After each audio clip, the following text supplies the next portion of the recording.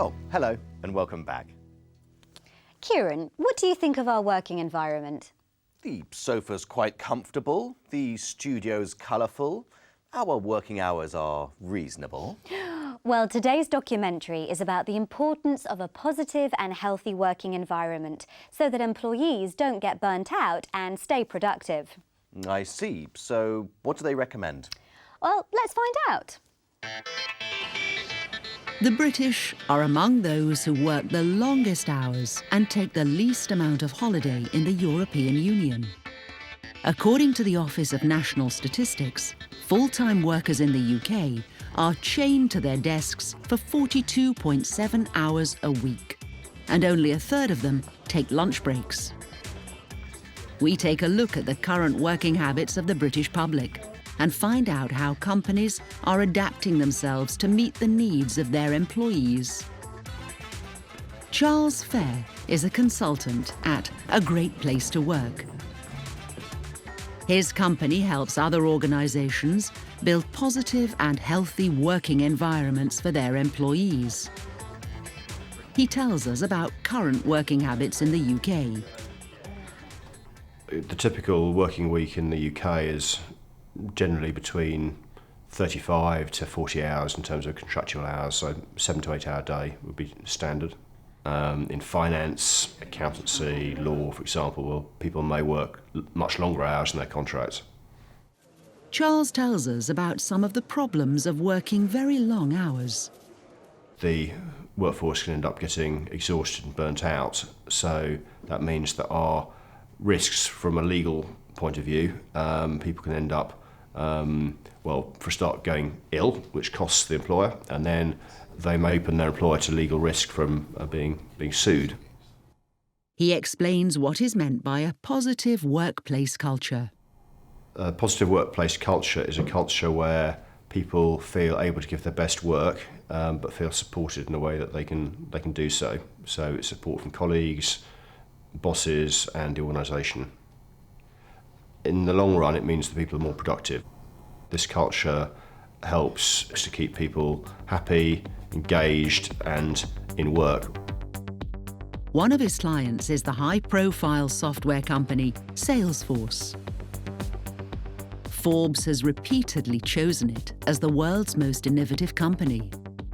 The thing that's most unique about Salesforce is the culture. It's so open. So we have a really open plan office. We have breakout areas. We have areas where you can relax and brainstorm and think. You know, in Salesforce, you're really encouraged to be the future, to have a challenger's mind, to be innovative, and making sure you have an environment that supports that is really important. So you'll see there's lots of bright colors. We give people plenty of food, and it's just a great environment for you to be able to collaborate with your colleagues and come up with new things. Salesforce encourages the spirit of innovation in all its employees.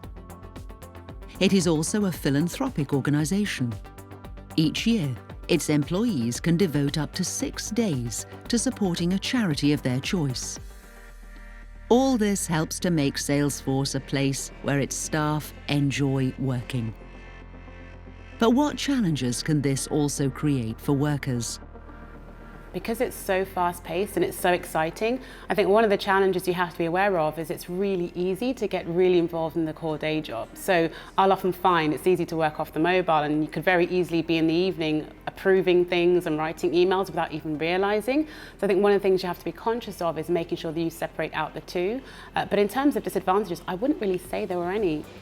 Not all companies provide these creative opportunities for their workers. But there are certain habits and attitudes that can contribute to a good working environment. The fundamental thing that you need in a great workplace is trust, and that is really driven from behaviours from those at the top of an organisation. And that's the thing you've really got to look at first. What behaviours do you have and what things do you do that drive trust or inhibit trust in your organisation? We no longer live in a society that clocks in at 9 and finishes at 5. Our days are longer, our commutes more stressful, and we get information to our desks from all over the world. But it's the responsibility of both the company and the worker to ensure our new working habits are productive and healthy. I wouldn't mind working for Salesforce. I like their open plan office and breakout areas, areas where you can relax and share ideas. And they let their staff have 6 days off a year to do charity work. What a good idea. It was interesting what the consultant said about trust. The fundamental thing that you need in a great workplace is trust, and that is really driven from behaviours from those at the top of an organisation. And that's the thing you've really got to look at first. What behaviours do you have and what things do you do that drive trust or inhibit trust in your organisation? So, trust is a vital quality in the workplace, and it's up to the bosses to encourage it. Now let's hear from our international friends. We asked them, what type of personal qualities or personal habits are appreciated in your country?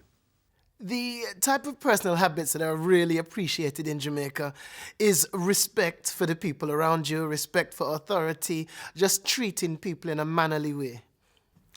In New Zealand, it's very important to be close to your family and to your extended family. So if you walk away from that group, you're considered to be really very much an outcast. I also think honesty, integrity, and above all, a sense of humour matter in New Zealand. For personal habits, I would say punctuality, cleanliness, and being courteous. In Australia, we appreciate an open outlook, good communication, good eye contact, talking to people. I think one of the things that's really appreciated in Canada is a sense of humour. I think Canadians are known for their sense of humour. We have a lot of great comedians that come from there, and that's definitely a quality that's appreciated. Respect your elders, that's the first one. And pray if you can. If you are praying in, like before having your meals, early morning after waking up and stuff, it kind of taken into a good, like people appreciate that. I think being generally a kind and polite person who thinks of others before themselves. I would say good manners are really appreciated. Standing up for someone on the bus, a pregnant lady, or on the tube, letting people get on transport before you that have been there before. Good manners are really well appreciated, and people will always notice as well. Gosh, people mentioned a lot of different qualities and habits. Being kind and courteous was mentioned by several people, or good manners, as the Englishwoman said. The Canadian and New Zealander mentioned a sense of humour, and the South African said punctuality was an important habit. Well, now it's time for That's the USA. Today, Jodie visits the Seminole Indian Reservation in the Everglades to find out more about the customs of this North American tribe. You'll hear the word powwow. It's a kind of Indian ceremony when they all get together to eat and dance. Let's watch.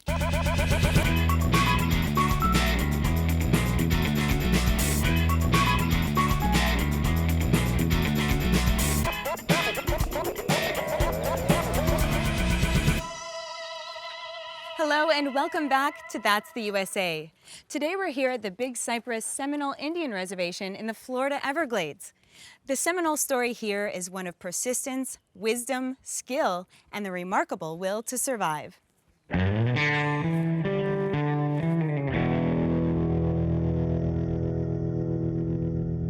This is the Living Village. We're here to find out more about Seminole traditions and their way of life. This platform hut is called a chiki. They were the traditional Seminole dwellings and were used for cooking, sleeping, and eating. Seminole Indians made these canoes from cypress logs. The boats were steered with poles. In the village, Seminole artisans create and sell beadwork, basketry, wood carvings, and other crafts. I'm here with Linda, a Seminole artisan. Linda, what are you working on? I'm working on a sweetgrass basket. It's beautiful. I see the larger one over here. How long did it take you to finish? The large one took me probably about 2 months. Wow. And tell us about the beadwork here. The beadwork, we get our beads from the other tribal members when they have their powwow, or they bring the beads to us when we have our tribal events and stuff, and that's where we buy our beads. How important is it to you to preserve the traditions and culture of the Seminole tribe? it's important to us because we have to keep it going. So we teach the children at home. That's where it starts at. And then we're also teaching them, it's also being taught at the school on the reservation. I'm here at the Otaheite Museum to learn about the tribe's history. The museum celebrates Seminole culture and heritage. The Seminole Indian tribe are known as the Unconquered People. The name came from Spanish explorers who called indigenous people cimarrones, or wild people, because they had refused European rule. The museum gives visitors an overview of Seminole life in the 1890s. There are more than 40 life-size figures engaged in daily activities. All of the figures we see here were actually cast from real members of the tribe. Seminole patchwork clothing is still often worn by tribal members.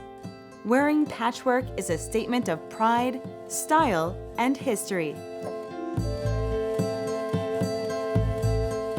I'm with Sam, who works at the museum and is a Seminole tribe member. Sam, tell us about the word Otaheite. Otaheite is a Seminole word. The word means a place to learn and to remember. Tell us about the customs of the Seminole culture. One of the customs that we have is that we have clan systems that are named after the animals and birds. We're a matriarchal society, which means that the mother is who is in charge of the family. I myself am a member of the bird clan, and the bird clans are traditionally the visionaries and also take part in leaderships. Are there any traditions that continue today? Some of the traditions that continue today are the green corn dance ceremonies. We have that at the beginning of every summer, and this is where we do our social activities, ball games, traditional ball games, but we carry on our traditions which are like thousands of years old. Well, thank you so much. Very interesting. You're very welcome.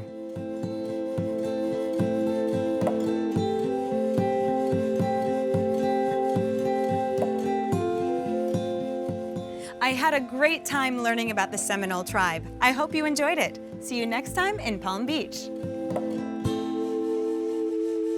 It looks like the tribe is working very hard to preserve their traditions and customs through education, crafts, and traditional ceremonies like the green corn dance. Yes, and I didn't know Native Americans have a clan system, just like the Scots.